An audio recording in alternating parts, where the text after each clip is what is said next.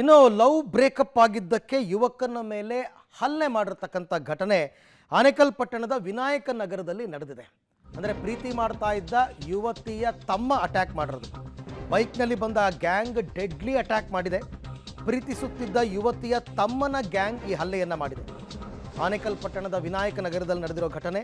23 ವರ್ಷದ ರವಿ ಹಲ್ಲೆಗೊಳಗಾದಂತಹ ಯುವಕ.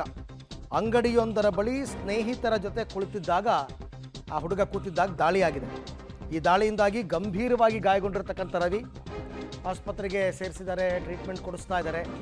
But love ಮಾಡ್ತಿದ್ದ ಅನ್ನೋ ಕಾರಣಕ್ಕೋ ಬ್ರೇಕಪ್ ಮಾಡಿಕೊಂಡ ಅನ್ನೋ ಕಾರಣಕ್ಕೋ ಒಟ್ಟಿನಲ್ಲಿ ಆ ಹುಡುಗಿಯ ತಮ್ಮನ ಗ್ಯಾಂಗ್ ಈ ರೀತಿ ಬಂದು ಡೆಡ್ಲಿ ಅಟ್ಯಾಕ್ ಮಾಡಿ ಹೋಗಿರ್ತಕ್ಕಂಥ ಘಟನೆ ಎಲ್ಲ ನೋಡ್ತಾ ಇದ್ರೆ ಲಾ ಆ್ಯಂಡ್ ಆರ್ಡರ್ ಏನಾಯಿತು ನಮ್ಮ ರಾಜ್ಯದಲ್ಲಿ ಅಂತ ಅನ್ಸುತ್ತೆ. ನಿಜವಾಗ್ಲೂ ಇತ್ತೀಚೆಗಂತೂ ಕ್ರೈಮ್ ಸಿಕ್ಕಾಪಟ್ಟೆ ಜಾಸ್ತಿ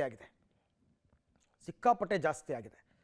ದಿನಕ್ಕೆ ಒಂದು ಬೆಂಗಳೂರಿನಲ್ಲೇ ಕನಿಷ್ಠ ಅಂದರೂ ಒಂದು 4-5 ಸುದ್ದಿಗಳು ಬರ್ತವೆ. ಈ ಥರ ರಾಬ್ರಿ ಇರ್ಬೋದು, ಮರ್ಡರ್ ಇರ್ಬೋದು, ಅಥವಾ ಈ ಥರ ಅಟ್ಯಾಕ್ ಮಾಡಿರೋದಿರ್ಬೋದು, ಈ ಪುಡಿ ರೌಡಿಗಳ ಅಟ್ಟಹಾಸ ಇರ್ಬೋದು, ಬೈಕ್ ವೀಲಿಂಗ್ ಮಾಡ್ತಕ್ಕಂಥದ್ದು ಇರ್ಬೋದು. ಹೀಗೆ ತುಂಬ ಕ್ರೈಮ್ ಅಂತಕ್ಕಂಥದ್ದು ಸಿಕ್ಕಾಪಟ್ಟೆ ಜಾಸ್ತಿ ಆಗಿದೆ.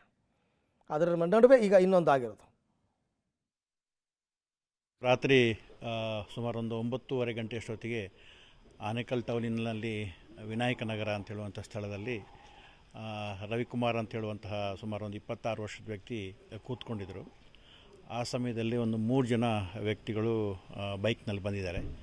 ಬಂದುಬಿಟ್ಟು ಆತನ ಮೇಲೆ ದೊಣ್ಣೆಗಳಿಂದ ಹಲ್ಲೆ ಮಾಡಿ ಆತನಿಗೆ ಹೆಡ್ ಇಂಜುರಿ ಆಗಿದೆ. ಈಗ ಆಸ್ಪತ್ರೆಗೆ ಅಡ್ಮಿಟ್ ಮಾಡಿದ್ದೀವಿ. ಈಗಾಗಲೇ ಸ್ಥಳಕ್ಕೆ ಹೋಗಿ ಪರಿಶೀಲನೆ ಮಾಡಿ